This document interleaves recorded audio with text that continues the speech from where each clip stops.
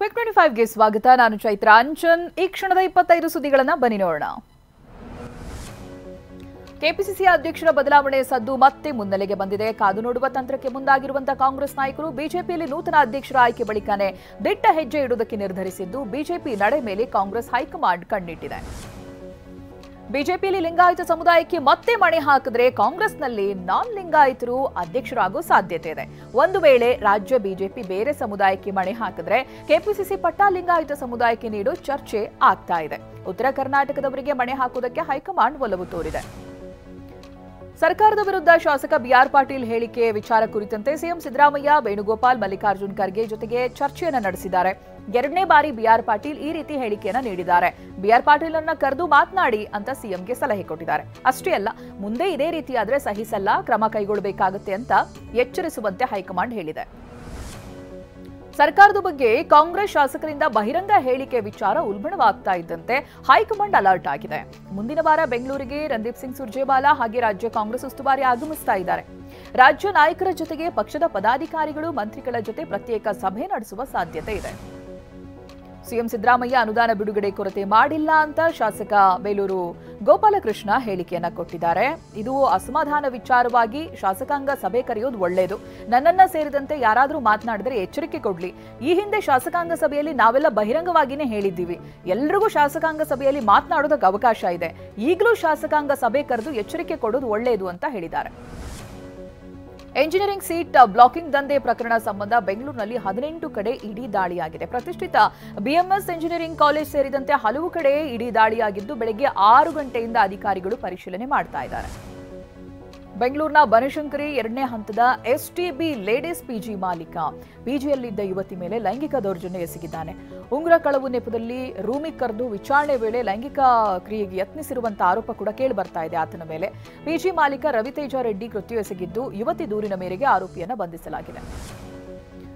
ಕಾವೇರಿ ನದಿ ಪಾತ್ರದಲ್ಲಿ ಪ್ರವಾಹ ಭೀತಿ ಎದುರಾಗಿದೆ. ಶ್ರೀರಂಗಪಟ್ಟಣ ತಾಲೂಕಿನ ಕಾವೇರಿ ನದಿ ಪಾತ್ರದಲ್ಲಿ ಸಾರ್ವಜನಿಕ ಪ್ರವೇಶ ನಿರ್ಬಂಧಿಸಿ ತಹಶೀಲ್ದಾರ್ ಆದೇಶ ಹೊರಡಿಸಿದ್ದಾರೆ. ನದಿ ಪಾತ್ರದ ಆಯಕಟ್ಟಿನ ಸ್ಥಳದಲ್ಲಿ ಪೊಲೀಸರನ್ನು ನಿಯೋಜನೆ ಮಾಡಲಾಗಿದೆ.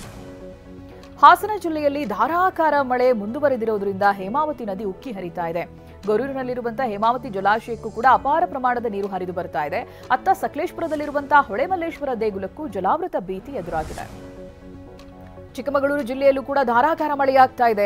ಮಳೆ ಆರ್ಭಟಕ್ಕೆ ಮಲೆನಾಡು ಭಾಗದ ಜನ ಕಂಗಾಲಾಗಿದ್ದಾರೆ. ಮೂಡಿಗೆರೆ ತಾಲೂಕಿನ ಚಾರ್ಮಾಡಿ, ಬಾಳೂರು, ಕೊಟ್ಟಿಗೆಹಾರ, ಕಳಸಾ ತಾಲೂಕಿನ ಭಾಗದಲ್ಲಿ ಭಾರೀ ಮಳೆಯಾಗ್ತಾ ಇದೆ.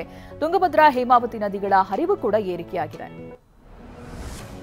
ಪಶ್ಚಿಮಘಟ್ಟ, ಕಣಕುಂಬಿ ಭಾಗದಲ್ಲಿ ಭಾರೀ ಮಳೆ ಹಿನ್ನೆಲೆ ಮಲಪ್ರಭಾ ನದಿ ಅಪಾಯದ ಮಟ್ಟ ಮೀರಿ ಹರಿತಾ ಇದೆ.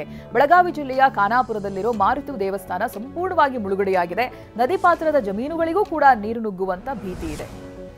ಮಹಾರಾಷ್ಟ್ರದ ಪಶ್ಚಿಮಘಟ್ಟ ಪ್ರದೇಶದಲ್ಲಿ ಭಾರೀ ಮಳೆಯಾಗ್ತಾ ಇದ್ದು, ದೂದ್ಗಂಗಾ ನದಿಯ ಅಪಾಯದ ಮಟ್ಟ ಮೀರಿ ಹರಿತಾ ಇದೆ. ಇನ್ನು ನಿಪ್ಪಾಣಿಯಲ್ಲಿರೋ ಕಾರದಗ ಗ್ರಾಮದಲ್ಲಿರುವಂತಹ ಬಂಗಾಲಿ ಬಾಬಾ ದರ್ಗಾಕ್ಕೆ ನದಿ ನೀರು ನುಗ್ಗಿದ್ದು ಭಕ್ತರು ಪರದಾಡ್ತಾ ಇದ್ದಾರೆ. ಇನ್ನೆರಡು ದಿನ ನಿರಂತರ ಮಳೆಯಾದ್ರೆ ನದಿ ನೀರು ಕಾರದಗ ಗ್ರಾಮವನ್ನ ಸುತ್ತುವರಿಯಲಿದೆ. ಭದ್ರಾ ಬಲದಂಡೆ ನಾಲೆ ಸೀಳಿ ಕುಡಿಯುವ ನೀರಿನ ಕಾಮಗಾರಿ ನಡೆಸ್ತಾ ಇರುವುದಕ್ಕೆ ಆಕ್ರೋಶ ವ್ಯಕ್ತವಾಗ್ತಾ ಇದೆ. ದಾವಣಗೆರೆ ಬಳಿಯ ರಾಷ್ಟ್ರೀಯ ಹೆದ್ದಾರಿ 48 ಬಂದ್ ಮಾಡಿ ಭಾರತೀಯ ರೈತ ಒಕ್ಕೂಟ ಹಾಗೆ ಬಿಜೆಪಿ ಮಾಜಿ ಸಚಿವ ಎಂಪಿ ರೇಣುಕಾಚಾರ್ಯ ನೇತೃತ್ವದಲ್ಲಿ ಪ್ರತಿಭಟನೆ ಮಾಡಲಾಗ್ತಾ ಇದೆ.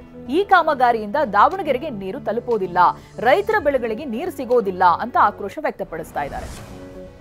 ಕುಡಿಯುವ ನೀರಿನ ಕಾಮಗಾರಿ ವಿರೋಧಿಸಿ ದಾವಣಗೆರೆ ನಗರದ ಹೊರವಲಯದಲ್ಲಿ ಪ್ರತಿಭಟನೆ ಜೋರಾಗಿದೆ. ರಾಷ್ಟ್ರೀಯ ಹೆದ್ದಾರಿ 48ರಲ್ಲಿ ಸಂಚಾರ ಸ್ಥಗಿತಗೊಂಡಿದ್ದು, ರೈತರು ಹಾಗೆ ಪೊಲೀಸರ ನಡುವೆ ಸಂಘರ್ಷ ನಡೆದಿದೆ. ಪರಿಸ್ಥಿತಿಯನ್ನು ನಿಯಂತ್ರಿಸುವುದಕ್ಕೆ ಪೊಲೀಸರು ಹರಸಾಹಸ ಪಡುತ್ತಿದ್ದಾರೆ. ದಾವಣಗೆರೆ ನಗರದ ಹೊರವಲಯದಲ್ಲಿ ನಡೀತಾ ಇರುವಂತಹ ಪ್ರತಿಭಟನೆ ತಾರಕಕ್ಕೇರಿದೆ. ಹೆದ್ದಾರಿ ಬಂದ್ ವೇಳೆ ನೂಕಾಟ, ತಳ್ಳಾಟ ನಡೆದಿದ್ದು, ಮಾಜಿ ಸಚಿವ ಎಂಪಿ ರೇಣುಕಾಚಾರ್ಯ ಸೇರಿದಂತೆ ಹಲವರಿಗೆ ಸಣ್ಣ ಪುಟ್ಟ ಗಾಯಗಳಾಗಿದೆ. ಇನ್ನು ಪ್ರತಿಭಟನೆ ಜೋರಾಗ್ತಾ ಇದ್ದಂತೆ ಮಾಜಿ ಸಚಿವ ಎಂಪಿ ರೇಣುಕಾಚಾರ್ಯ ಸೇರಿದಂತೆ ಹಲವರನ್ನ ಪೊಲೀಸರು ಬಂಧಿಸಿದ್ದಾರೆ. ಪೆಟ್ರೋನೆಟ್ ಕಂಪನಿಯ ಪೈಪ್ ಕೊರೆದು ಕೋಟ್ಯಾಂತರ ಮೌಲ್ಯದ ಪೆಟ್ರೋಲ್ ಹಾಗೆ ಡೀಸೆಲ್ ಕಳ್ಳತನ ಮಾಡಿರುವುದು ಬೆಳಕಿಗೆ ಬಂದಿದೆ. ಚಿಕ್ಕಮಗಳೂರು ಜಿಲ್ಲೆಯ ಮೂಡಿಗೆರೆ ತಾಲೂಕಿನ ಹಿರೇಶಗೂರು ಗ್ರಾಮದಲ್ಲಿ ಮಂಗಳೂರಿನಿಂದ ಬೆಂಗಳೂರುವರೆಗೆ ಪೈಪ್ ಲೈನ್ ಅದು ಹಾದು ಹೋಗಿದೆ.